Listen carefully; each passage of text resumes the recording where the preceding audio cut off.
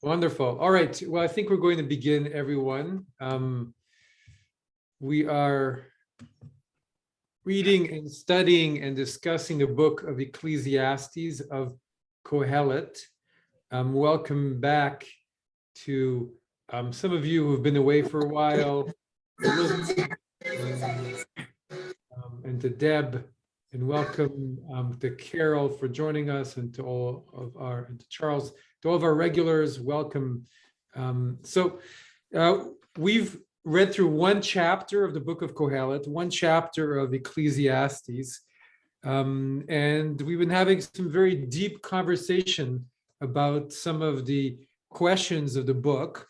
And I really think that of all the books of the Bible, and this is the one that most directly asks the question that you would think so much of our scriptures would be about, which is, what is life about, right? What is the purpose of life? This is really what Ecclesiastes is asking. What are we doing here in this world? And as we've been talking about, why is it in the words of King Solomon, right? Kohelet is King Solomon. We talked about this the first session. This is our third, I believe. Kohelet comes from the verb to gather. He was a gatherer. He maybe amassed wisdom, or he amassed possessions. And King Solomon, according to, in our tradition at least, was the one who amassed the most luxury and the most wives and the most wisdom. And if he amassed all of that, and then he began to ask, well, what is life really about? And we should be listening to him. Who is this man, and what does he have to offer us? And how is it still relatable to us where we are now? And our first session, I brought Rabbi Jonathan Sachs, who talked about, well, one of his answers of Kohelet is to what is the purpose of life is simcha, is joy in the moment, joy in the little moments of life. That's where joy can be found, because everything else is hevelim, is futilities of futilities, a breath, a shallow breath. And then we talked about last time, I believe it was, more in the direction, well, if everything is hevelim, well, is joy really found in there, or is there a deeper joy, a joy in a different kind of wisdom? And the place where we left it last time was, we've been reading through the beginning of chapter 2. In the beginning of chapter 2, again, it's discussing, well, what we're trying to decide, well, what exactly is it that's his answer to the purpose of life, if everything is just a fleetingness, a futility. And finally, we got to a place where he's been talking about he explored both wisdom and he explored foolishness. And we were looking into, well, what exactly is this foolishness that he's been exploring? At the very end of the last section, we're now chapter 2, verse 3. We did a search in the concordance. Concordance is a book to see how many other times a verb or a word appears in Tanakh, in the Bible. So we looked up the word sichlut, which is the word for foolishness that we've been looking for. In modern Hebrew, sichlut is more naivete, but sichlut did not appear in any other book of the Bible but Kohelet, which was interesting.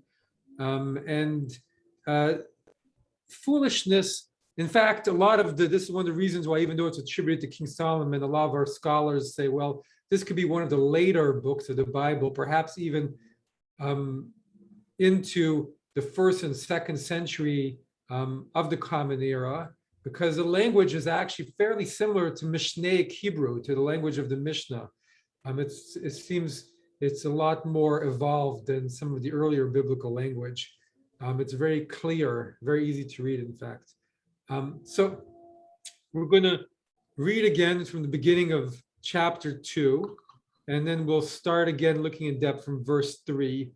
And as always, Alan, do you mind beginning to read for us? Nope. I said to myself, come, I will treat you to merriment. Taste mirth. That too I found was futile. Of revelry I said, it's mad. Of merriment, what good is that? I ventured to tempt my flesh with wine and to grasp folly, while letting my mind direct with wisdom, to the end that I might learn which of the two was better for men to practice in their few days of life under heaven. I multiplied my possessions. I built myself homes and I planted vineyards. I laid out gardens and groves in which I planted every kind of fruit tree. I constructed pools of water enough to irrigate a forest shooting up with trees. I bought male and female slaves and I acquired stewards. I also acquired more cattle, both herds and flocks, than all who were before me in Jerusalem. I further amassed silver and gold and treasures of kings and provinces, and I got myself male and female singers, as well as the luxuries of commoners, coffers and coffers of them. Thus I gained more wealth than anyone before me in Jerusalem. In addition, my wisdom remained with me. I withheld from my eyes nothing they asked for, and denied myself no enjoyment. Rather, I got enjoyment out of all my wealth, and that was all I got out of my wealth.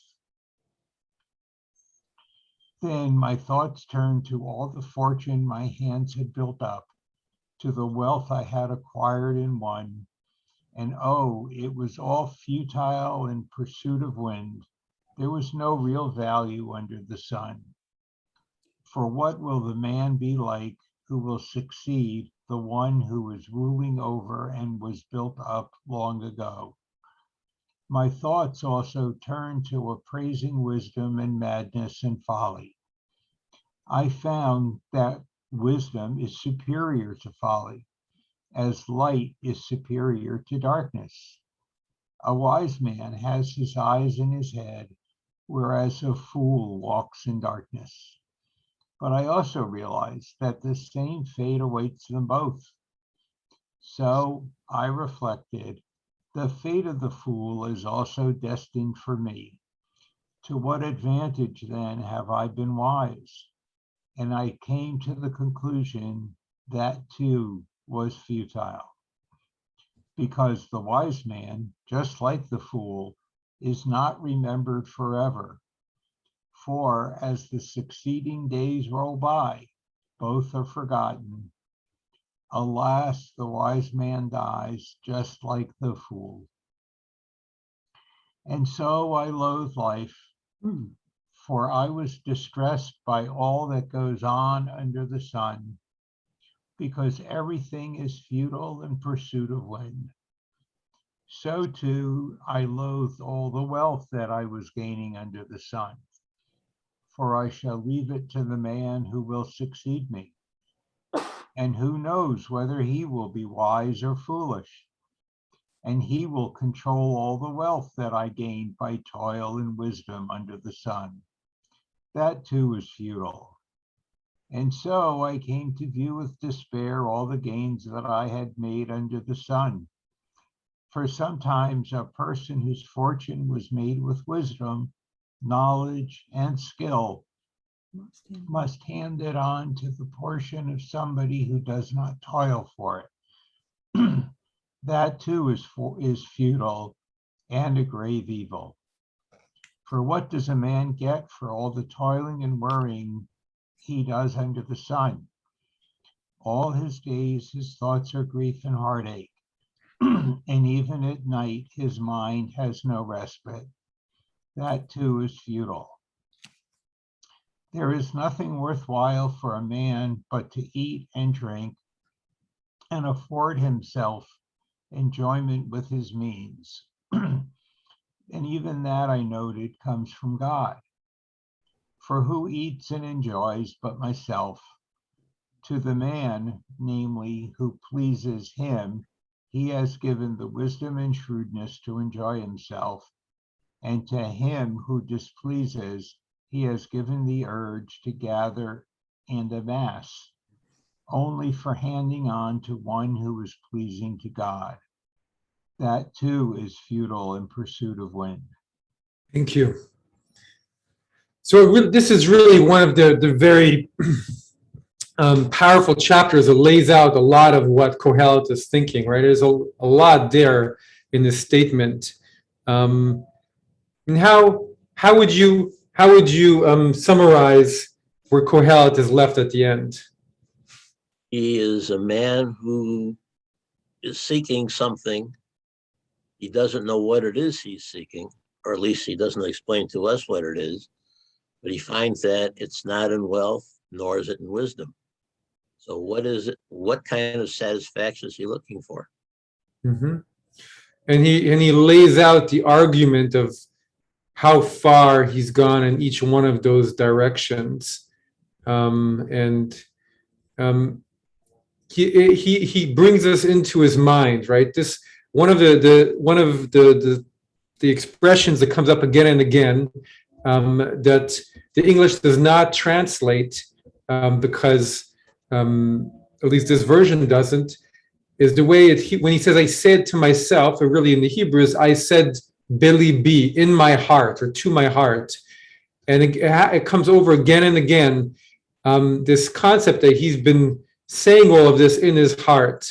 I reflected to myself, I turned to myself, or I did this.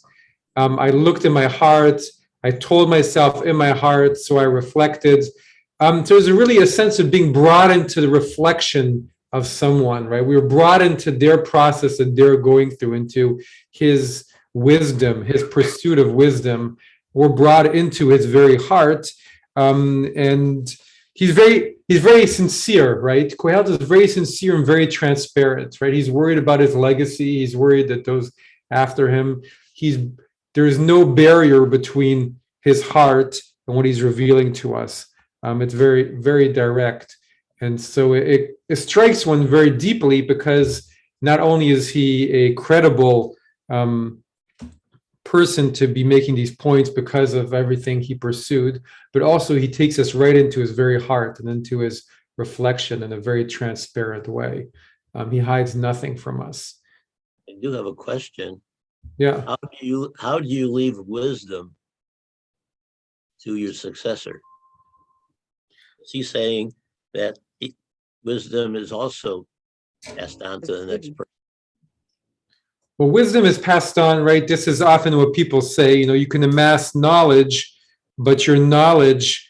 So I think the definition of wisdom is something that we should spend some time talking about, because it's important to really bring clarity to what he's saying. But last time I talked about the story of Rabbi Simon Greenberg, one of the great rabbis of the conservative movement, and one of its more learned one of our more learned scholars, and who taught homiletics at JTS to generations and generations of conservative rabbis. I remember hearing from one of my rabbi friends who retired just a few months ago, did his last high holidays, and he said, when he was studying with Rabbi Greenberg, he was really always talking about, you should be learning more and more and more, and conservative rabbis should always be studying and doing Torah Lishma, and studying Torah just for its sake, as in not only because you give sermons and teach, but you should be expanding your knowledge. But at the end of his life, when Simon Greenberg was in his late 80s, he turned to my friend Eli Spitz, and then he kind of said to him, what was it all for? I'm not going to be able to take all my knowledge with me. What was all of it for? Which seems like a Kohelet moment. But some people will. I've talked about this with other people and say, well, your legacy, your knowledge is with your students, right? If you teach your students can carry on your wisdom, but they might not be able to carry on your knowledge. And in the end, how long does that also last? And one of the things that I think any teacher of anything, not just Judaism, but of anything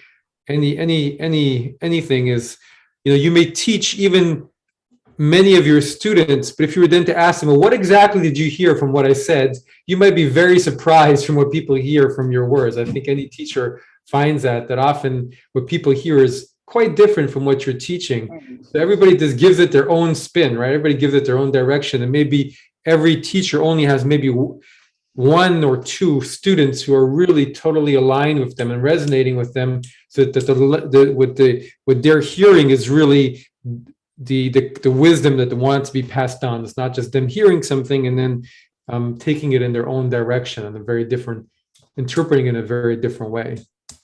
But I think you're teaching by doing and by example of how you're living your life. And I mean, I think there's more than just lecturing and absorbing stuff from a lecture. I think there's a person is imparting or sharing their wisdom or their knowledge in many other ways in just their daily life with everyone they encounter. And who knows what nuggets someone grabs out of that and, grows from that for someone else. So I think there are more ways that, your knowledge does actually get out there. Mm-hmm. Yeah. And maybe that's the difference between wisdom and knowledge, and maybe the wisdom that, if when he's saying the wisdom is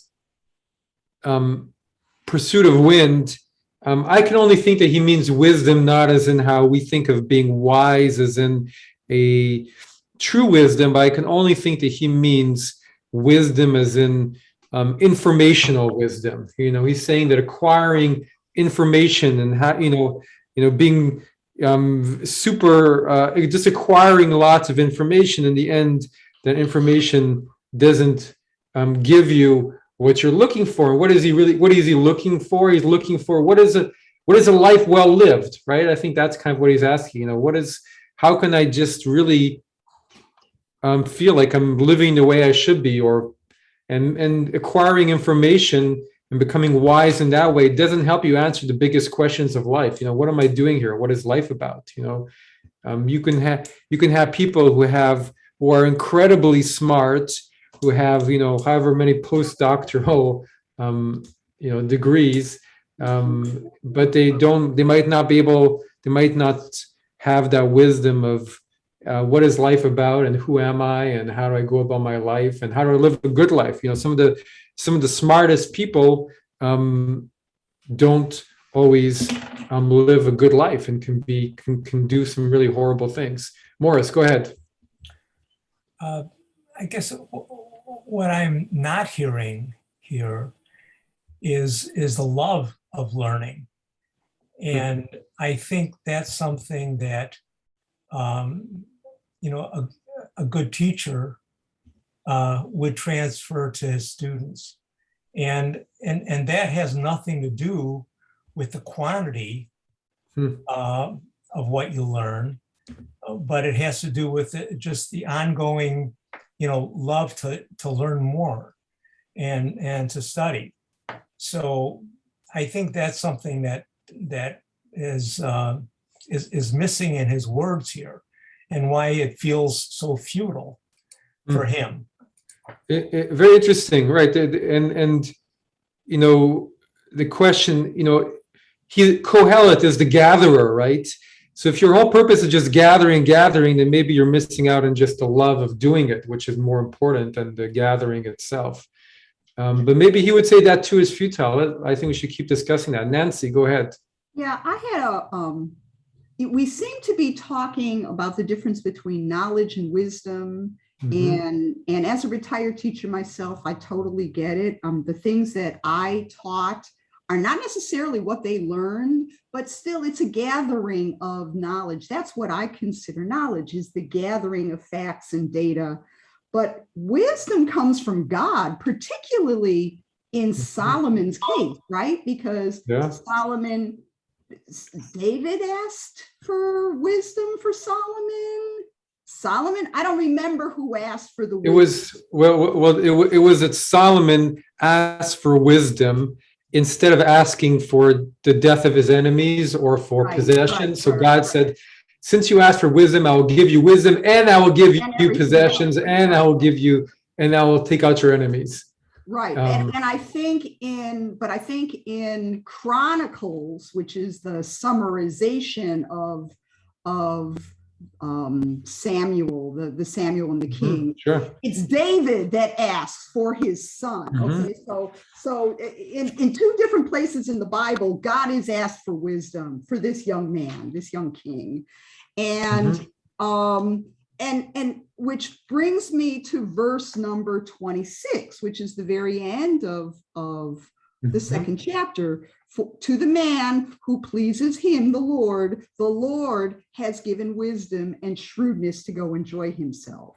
Okay, so the word here, though, the way it's translated into English is wisdom, not knowledge, but wisdom. You can gather knowledge, but you have to arrive at wisdom in some, through experience or having God give it to you, or in some way. You're not necessarily born with wisdom. Wisdom is based on experience, right? That you get while you're gathering all this knowledge.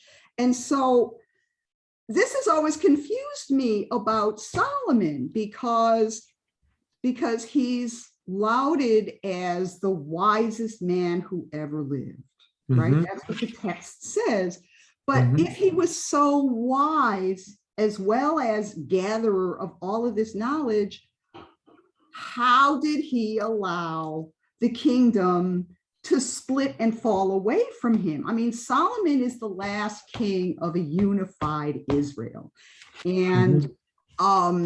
And what happens afterwards for 7 generations is truly appalling, as the kingdoms split and devolve and deteriorate and are eventually invaded and taken over. So I've often wondered, is he really that wise?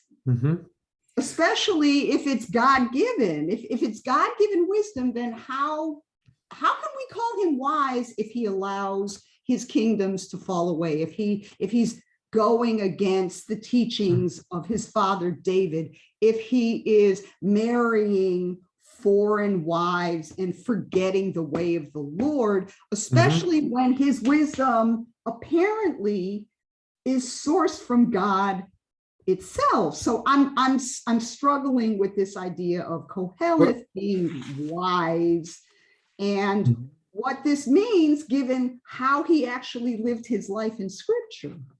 So we have, I think it's really, really interesting and important point, and definitely seems to be part of Kohelet being the author of this text, how it's Solomon, whatever we want to say it. So as you were talking, I was thinking about, well, what's the first story that we encounter of Solomon after he's given this wisdom? It's the story of the 2 women who come to him, right? The 2.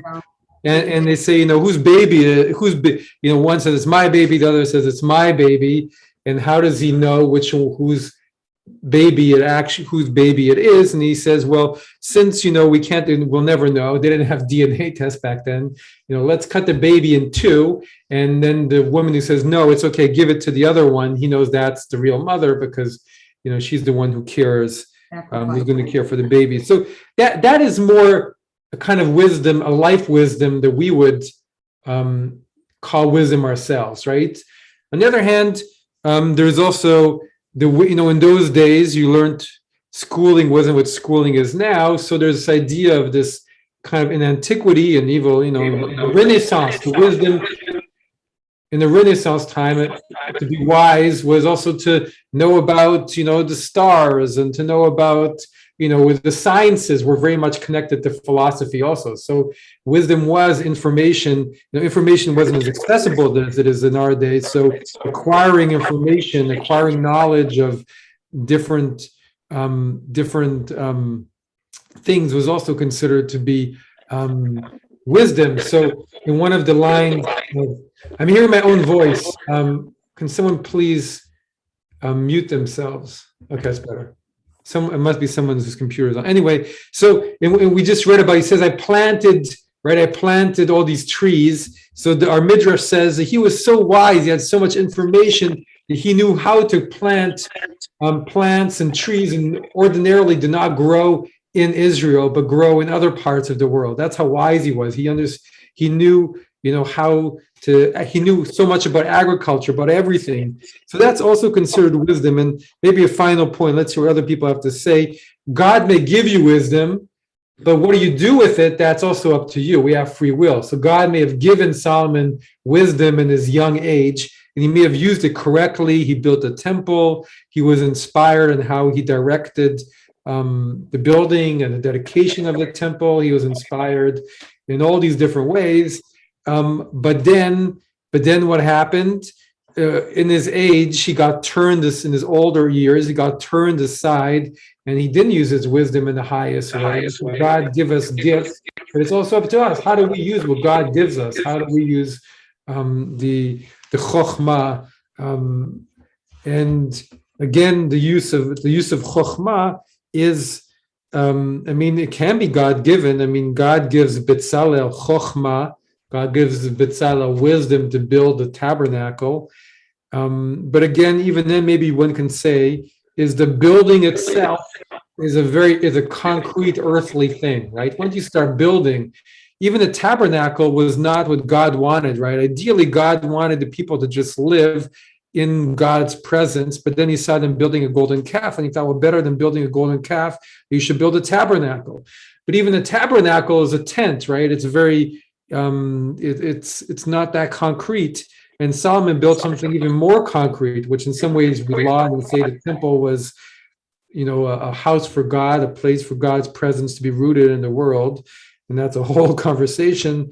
But shouldn't God's presence be rooted in our hearts? And maybe because we're concrete beings, all of these are not as ideal as may not have been God's first most thought for human beings. Can I say something about Sure. that verse 3, which I'm still looking at, Yeah, and not completely understanding? But it's clear to me that what is clear to me is the wisdom that Solomon has is wisdom under the sun. So wisdom under the sun is earthly wisdom. It has to do with measure. It has to do with all of the ways in which we negotiate business, do things, learn things under the sun. So what he's trying to do in verse 3 is he's saying that he's trying to put together wisdom under the sun and folly, which I think is what he's talking about how much he knows above the sun. So he feels that he's completely wise under the sun and completely foolish above the sun. So how is he going to put that together? Well, that's really the question. How do you put together those two things that are actually two different levels of thought? And what he says, though, interestingly, at the end of his putting together, which is like a thought experiment that physicists did in the beginning of the 20th century. I'm gonna do this, like the rabbi mentioned. This is some internal experience he's having that he's opening up to us. So he's putting together wisdom under the sun, and he's putting together what he doesn't know, and he knows he doesn't know above the sun. And he ends up with saying in verse 3, he says, now he doesn't say under the sun is the last line, he says under the heaven. So why is he moving from under the sun to under the heaven? Has he had a promotion? I think he's had some sort of an intellectual promotion of level, so that while he's putting together the stuff that's under the sun, the wisdom and the folly, the not knowing, the complete non-understanding that he has above the sun, he ends up with something that is in the heavens.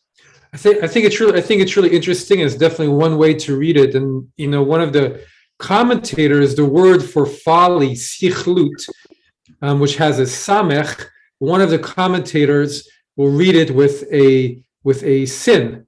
A sin makes it sichlut, like sechel, like intelligence, right? So in some ways he's grasping a higher intelligence.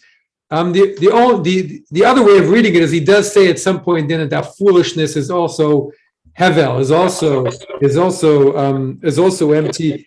And I really like your way of looking at it, and it's nice. It's interesting. He says under heaven there, not under the sun. And the other way of looking would also be to say, what's the foolishness? And I've spent some time thinking about it.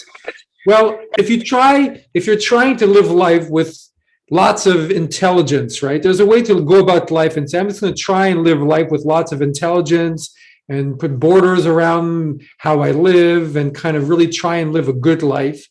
And in the end, you see it and it's kind of like empty. And then you might say, well, let me try and do the opposite. Let me try and live a life where I am not going to try and live with any kind of, live intelligently. I'm just going to live, live a life of the senses and enjoy myself and not worry about what other people think and not worry about accumulating knowledge and being smart. I'm just going to enjoy myself and live the life I want to live, live with folly, foolishness.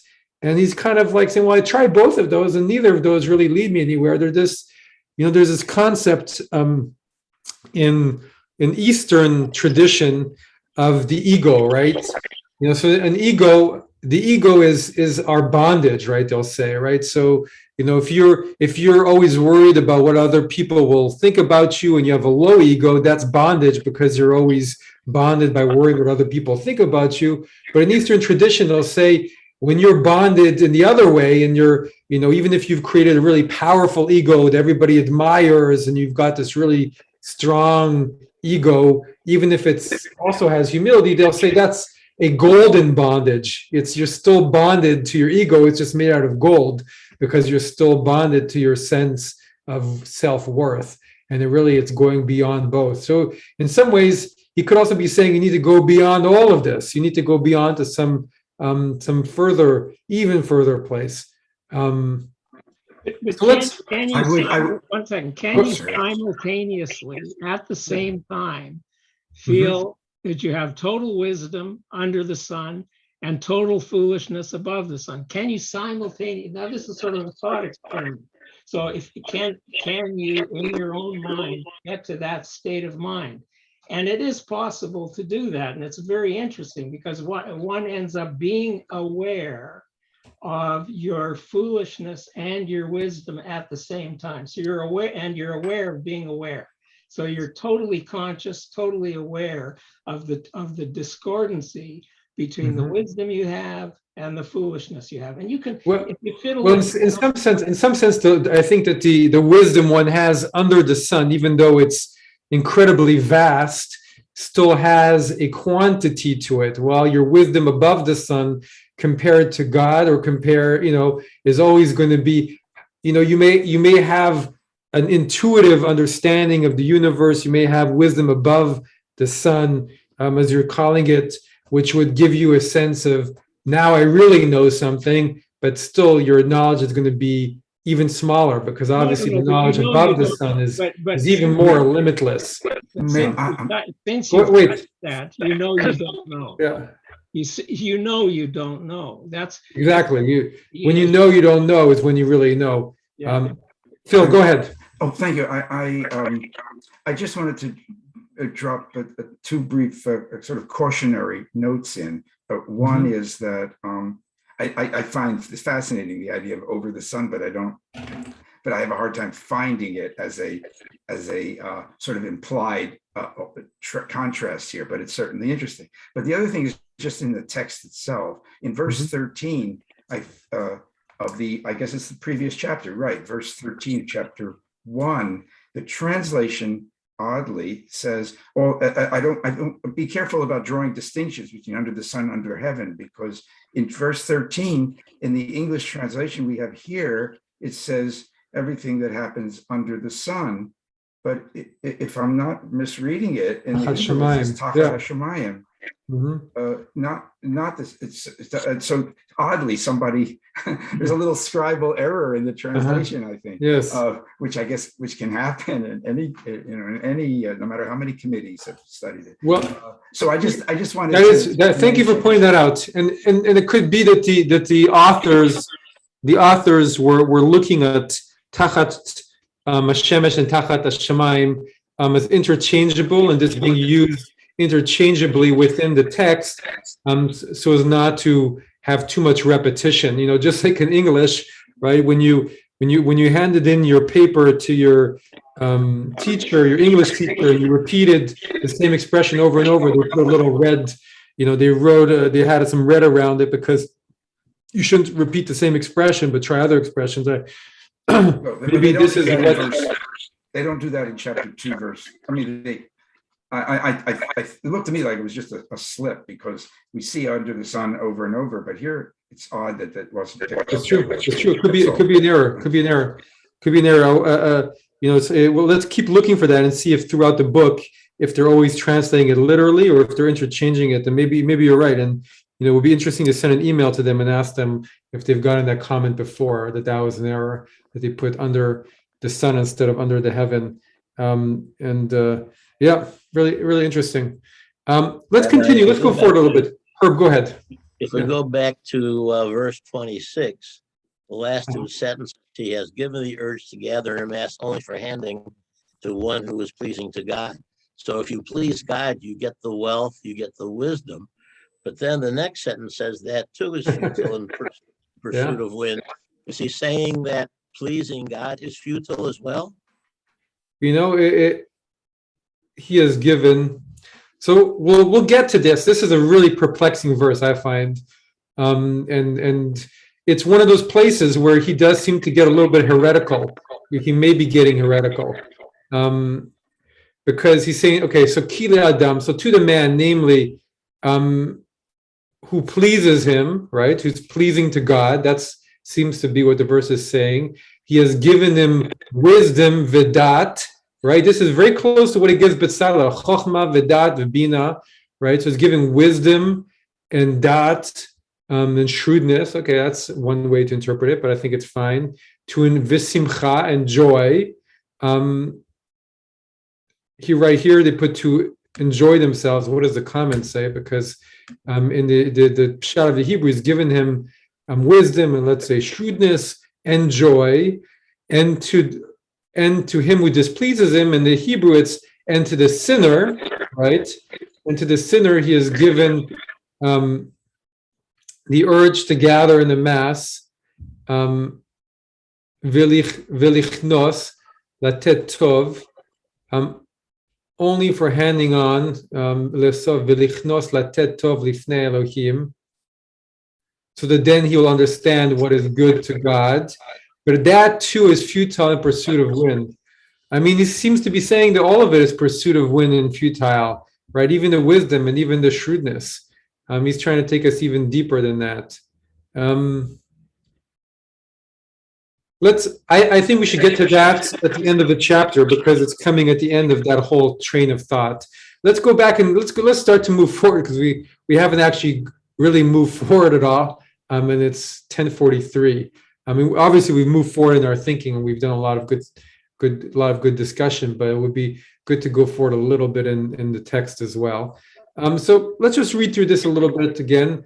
This whole section where he multiplies his possessions, he builds himself houses, he plants vineyards, he lays out gardens, right? Pardes in the Hebrew is a Persian word and refers back to the gardens of Persia. So, right, these aren't just little gardens; these are beautiful gardens. These aren't just groves. These are the gardens of kings, of emperors. Planted every kind of fruit.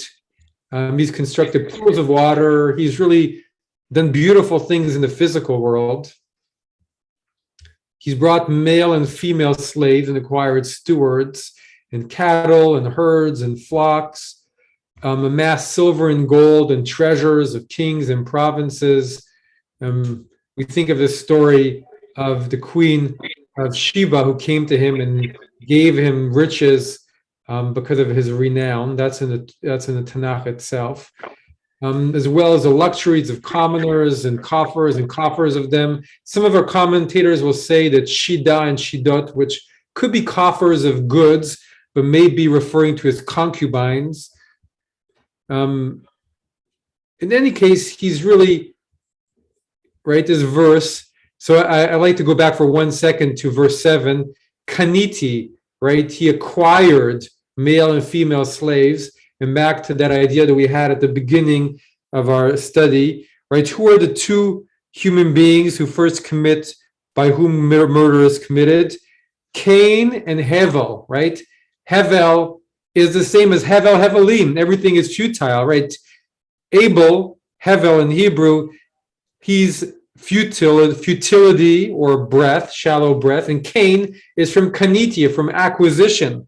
And so we're in some degree we're also exploring those two first dichotomies of acquisition, all acquisition, and futility. And here we have a lot of verbs for acquiring, for amassing. Kanasti, I amassed. Verse 9, gadalti, I greatened and I gathered, hosafti. So really, it's really the Hebrew is conveying to us the sense of everything that is gathering in every single possible way. In the end, all of it is just hevel. If I gain more wealth than anyone before me, in addition, my wisdom remained with me, stood by me. So in Abel's case, it was futile to please God, which comes back to this verse 26, pleasing God is futile. Or maybe instead of looking Hevel as the futility, more as the breath, that Hevel's life itself is so shallow, so fleeting, so precious. Maybe that's better the context to look at the word Hevel in that case. And anybody about this whole section, about his whole amassing of wealth, his whole amassing of possessions, of everything he's doing, what's your impression of him throughout all of it? Is he doing it in a way that's manic? He's just acquiring for the sake of acquiring, or is he trying to really live a life of a good life? Is he a tragic hero, this guy? That's the other thought. Yeah. I mean, Yeah. here's a man who has absolutely everything. He has wisdom, he has women, he has men, he's got anything anybody would want. And at a certain point in his life, he realizes that he has nothing. Is there a tragedy to this? Or is it a fake tragedy? Is the tragedy sort of a veil? And there's nothing in here that would show that, but sort of a veil over something else that is trying to teach us essentially that these things are nothing. But there is a tragic quality to this character. Beautiful, thank you. I love bringing that word in, because it's tragic, but his tragedy, that tragedy is a tragedy of the material instinct in all human beings on some level, right? His is just really, his is pronounced, but it's easy to see it in all of us. We're all trying to always acquire even experiences, or trying to acquire goods, or trying to acquire, even happy moments. Is that also Hevel? Is that? Yeah, Go ahead, Deb. I keep the word mindfulness just keeps coming back to me. I feel like, there's just such a difference between acquiring things to acquire them and have them, and acquiring one of something or whatever and appreciating it, or finding the value of it in and of itself, or how it does help you. There's just, to me, such a huge difference between the having of stuff and the appreciation and thoughtfulness of what that thing is, or what it does, or how it can help others or whatever. But it's just like, even knowledge, I know several people who have many degrees and yet can't think their way out of a box.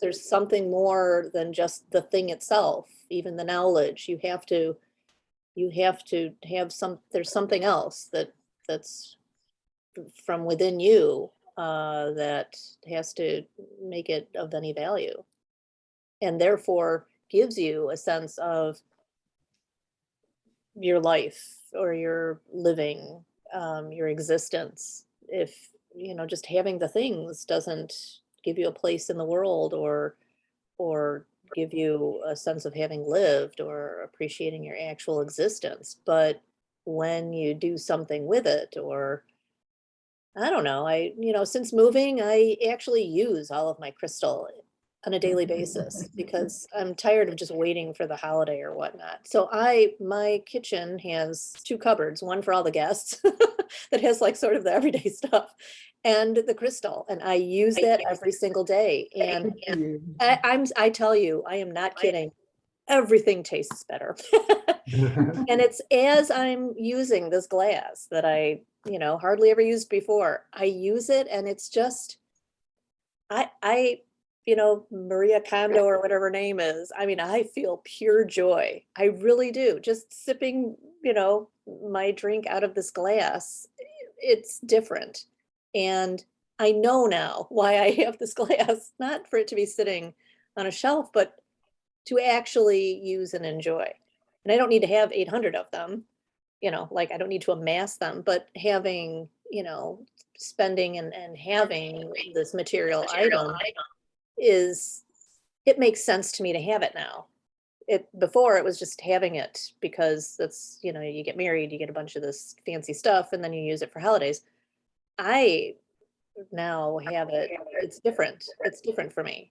And I just keep feeling like there's, mindfulness is the word. It's like actually appreciating and understanding the actual things around you, whether it's the trees or whether it's something that you bought or knowledge. Knowledge becomes wisdom when you can do something with it and use it and then incorporate it in your existence so that you have purpose. Really interesting, and I think a really worthwhile direction for a conversation to take with all of this, which is, well, how the materialism of our world, because we can't escape it, right? And we do, and also we do get, as you were saying, especially when we're mindful of them, as I thought you beautifully put, a sense of well-being from things. If you buy a car you really like and you enjoy using it and you enjoy, or if you have certain items that bring you joy, or your cup of tea in the morning or a cup of coffee, right? For some people, that's a really, they're good tea. My wife loves tea. She's more knowledgeable about tea than probably 97% of people out there. She just knows so much about tea, and she drinks a very kind of elite Japanese green tea, but she loves that tea. It brings her so much joy every day to drink that tea. And we all have those things. And I mean, is he saying we shouldn't enjoy those, or is he saying, or is he not enjoying them because he just has too much?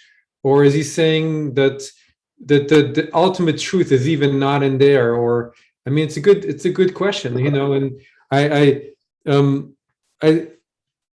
I would love to have this conversation again in a year's time, and not to challenge your mindfulness, but just to say, are you still enjoying your crystal as much? Is your Well, I do have to hand wash it, so there's that. But I know the feeling. I we use. understand. Go ahead, Alan. Go ahead. I've been listening in very quiet, respect. Charles, go ahead. Yeah. All of this because I'm not. This is the first time I've heard some of these things, but my reaction in speaking about wives, my wife would say that this man who is super privileged shouldn't be insulting God by complaining with everything he has. And he had slaves that were miserable, and yet he's complaining. Look at the poor slaves. I'm looking out the window here, and I'm just glad to be alive to see what I see out here. And I have a cousin who lost both legs because of this terrible flesh-eating microbes. And what he went through, I won't tell you. But for him, every day is a blessing. He just treasures every day he has with his family and his grandchildren. And so I just think that this guy is a spoiled, privileged person, frankly. And I'm not trying to make a political statement, but that's what I'm hearing from all of this. Mm-hmm. That's my impression of the gentleman. Is what is he comparing? So what if he had wisdom and he built this? I just think that we may have built this person up into something that it really wasn't because of the values that some folks had back there. I'm sorry, this may sound really contrary to the ideas that people have had for generation, but that's my impression listening to this. No, I really appreciate that. I appreciate that perspective, and I think it's very, there is something about reading this where you feel like, okay, good for you. You tried all of this. We, us common mortals didn't have access to all of this stuff, and it's your elitist search for your elitist search for wisdom, your elitist search for meaning. Most of us don't have that luxury. We're not able to explore our billionaires. We're not billionaires who are going out there to buy every plane and to decide which plane is best. And we're not able to.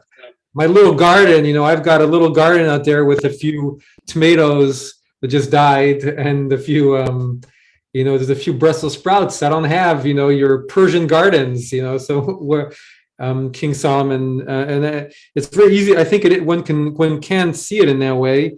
To me, I find it more useful to look at it as that exercise in, okay, he's trying to teach us something about life in general, and let's. I try and ignore that side of him that does sound like a whiny billionaire, but and to kind of say, okay, he's someone who was given everything, and did. But you know what? We could also say, compared to other kings or billionaires in our days who just enjoyed and don't ask the question, he's at least asking the question, what is this all about? I want to speak in defense of our author, not in defense of oligarchs in general. And I think Charles's point is very much worth taking very seriously. But I think what he's saying here is he builds up the story of his own situation. This touches on what you said about the common perspective. To heighten, he goes on and on with it, really, and some of these phrases are obviously problematic. We're not even sure which sort of pleasure he's talking about, but necessarily. But he builds all that up to say, and even I looked around and I saw, what was it all worth? Whereas if he was just a guy who had a used Dodge Dart, it might not strike the listener as quite as strong. So I think it's part of a literary device as a way of building that up very powerfully. That even this guy, although I still think Charles's point is not to be swept aside. Mm-hmm. Yeah, point well made, that he's building this all up to take us, to show us that he's the perfect person to give us this lesson. And he's saying, even me, in the end, I found life, all of that is emptiness, and all of that is worth nothing. And then so our question was, what is then worth something? What then is of worth in this world? Where do you find your answers to your questions? If it's not in wisdom, if it's not in the common wisdom. And I'm reminded of something my own father once said. I remember him talking about the story of his own life twice. Once, when my father, his mom died when he was 20 years old, and it led him on he went to day school and he came from a somewhat religious family, but eventually that experience led him to ask the question, what is life about? If life is so, who can answer questions about what life is about when your mom has just passed away when you're 20 years old? And that led him on a whole search. But then later he spent, 10, 15 years. He went to Yeshiva University and he studied with some of the great lights of the generation, Soloveitchik, and he was in Jerusalem and kind of had a personal relationship with a lot of the rabbis. But he said he found their answers really to the question, what is life about, and what is Judaism about? What's the purpose of Judaism? He found a lot of their answers were not taking him far enough in his own search. So there's something about this character, it's kind of like that. He's searching, what is life about? And I've tried everything. I've searched for those answers in wisdom, and I've searched for those answers and letting wisdom go and just kind of let's experience everything. And I've searched it in wealth, And, planting gardens is not such a bad thing. I've searched it in what are considered to be interesting pursuits. And I've searched it in hobbies, and I've searched for it in, all these different sides and sciences. I've searched for all of it, and I still didn't find it. And that's to hear somebody who's, he had access to all the great teachers of his time, right? He had access to everything, and he still didn't find it. So that kind of leaves us, well, okay, where is the answers? And in some ways, for me, one of the lines that's most striking, and maybe we'll continue talking about the second half of the chapter, I found that wisdom is superior to folly, as light is superior to darkness. But then I realized that the same fate awaits them both. He doesn't quite say it, but then he's kind of saying that both light and darkness are also temporary on some level, right? He's saying there's something above light, because he's comparing wisdom to light and folly to darkness. But then he's saying there's something that's, death is beyond both wisdom and folly. So he's kind of saying that death is also beyond light and darkness on some level. That's taking it pretty far. So maybe, this whole thing about the same fate awaiting them both, isn't it really kind of the road to get there and what that's about? I mean, that's what it's about. It's not that, oh yeah, we all end up in the same place, no matter what your efforts. It is about the efforts. It's about what you choose to do in that span, birth to death. How do you spend your time? You can amass all you want, or perhaps you're poor and have nothing, but neither matters really in terms of the person. It's how your life is spent and what you've done. Have you gone to the higher plane? Have you, lived your life meaningfully or not? And then we all go to the same place. But what is beyond we're light? given the What gift. is beyond light and darkness? What is beyond that? Well, there's something unspeakable beyond that. And that really is the beginning of everything that's beyond that. That's sort of what people call the Tao, the endless, the infinity. That's The what nothingness, the vibrant nothingness, right. the Ein Sof, or in Hasidism, the Ein, right? The Ein, nothing. All of this stuff, the Ein, the Ani, the center of the Ani, all of this stuff, which is unspeakable, and anything you say about it splits it into two things again, like light and darkness. So what you want to do, if you can, is you want to go up to that place, keep your mouth shut, dwell there as long as you can until you get kicked out of that place and you have to come down here under the sun and live your life. And so you hang around these two places, going up, going down, etc. Anyway, I'm sorry, I have to run. Well, I think, and I think that's why this text has been seen by Buddhists as having a Buddhist side, because there is that side of it that he's in his searching, he's taking you to a very deep place, and a place that few other places in the Bible really take you, the limit of the physical world on some level. And so we'll start again next time in the middle. Maybe we'll talk a little bit more about the whole mortality discussion that's going on here. And it really is, such a rich text, because it's, on one hand, he's this whiny billionaire and king. On the other hand, he's taking us really far. On the other hand, he's exploring what is wisdom and what is foolishness. And the pshat is just very rich. So nice to see everybody. Thank you for your contributions. And we'll, as I look here in our verses that we'll go to next time, he has a repetition of these verses of the ksil, the fool. So maybe we'll talk more about who this ksil is and what it is. Thank you, everyone. Nice to see you. Thank you. Thank Thank you. everyone. Thanks, everyone. Very well, all. Bye-bye. Have a Bye. good week. Thanks, you too. Bye.